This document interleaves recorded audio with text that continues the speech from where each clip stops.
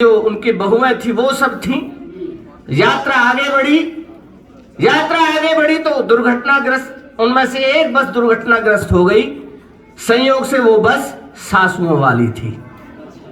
अब वहां पर जो उनमें से देखा तो एक जो बहू थी वो बहुत जोर जोर से रो रही थी।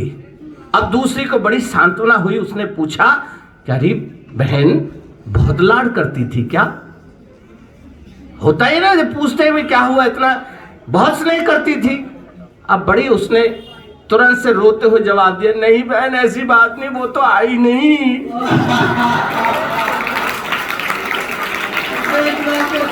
अभी ये थोड़ा सा कल परसों समझ में आएगा सर। बहुत सारे लोगों को हम कवियों की कविताएं बातें बहुत देर में समझ में आती हैं।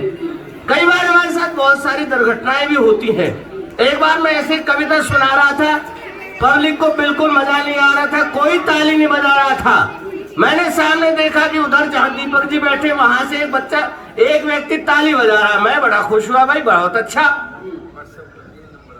बहुत अच्छा। ये तो इस व्यक्ति को तो मेरी सारी कविताएं समझ में आ रही हैं। मैंने बड़े प्रेम से आदर के साथ उनसे पूछा, बड़े भाई मैं धन्य हो गया, आपको कम से कम आपको तो मेरी कविताएं समझ में आ रही हैं। वहीं से चिल्लाया कि ऐसी बात नहीं, मैं तो अपना तम्बाकू कूट रहा हूं।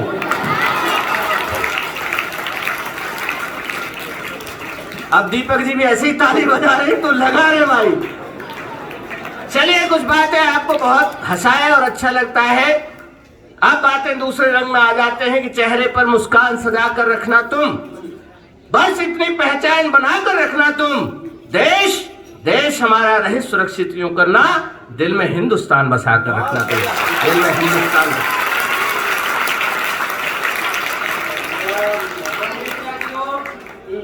और लिखा कि शब्द शब्द से तेरा मां श्रृंगार लिखेंगे, पाया है जो तुमसे मां आभार लिखेंगे।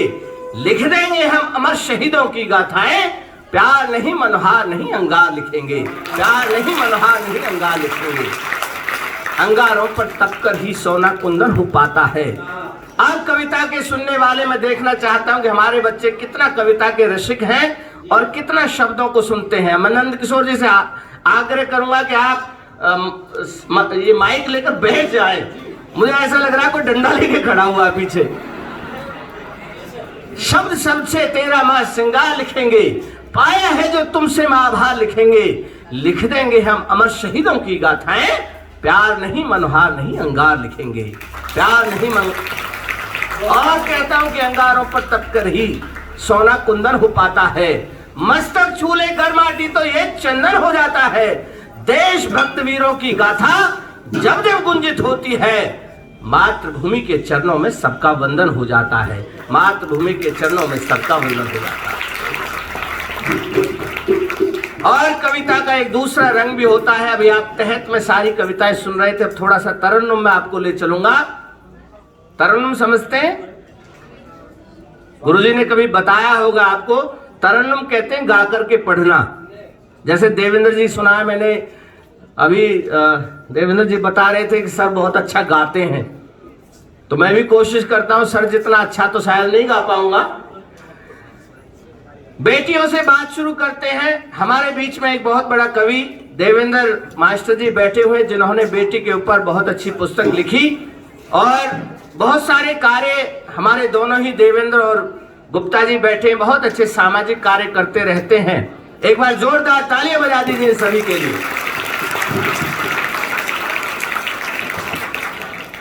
अब थोड़ा सा ध्यान से सुनिएगा। मां जिसको हम जन्मदात्री कहते हैं, उनके चरणों में 4 पंक्तियां रखते हुए आपको आगे की यात्रा कराता हूं। मेरी पदचाप को सुनकर मुझे पहचान लेती है। ऐसे नहीं, ऐसे चुपचाप नहीं सुनी जाती कविता।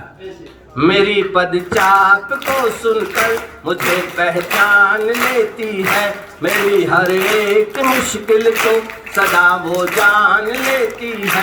तपन सूरज की मुझको जब कभी झुलसान लगती है, मेरी माँ अपने आंचल का उठाता तान लेती है, मेरी माँ अपने आंचल का उठाता तान लेती है। और बेटियों के लिए कभी 4 पंक्तियां इस तरह से लिखी थी, और वो पंक्तियां इतनी सौभाग्य है कि उन पंक्तियों को देश के बड़े बड़े कवि लोग पढ़ते हैं।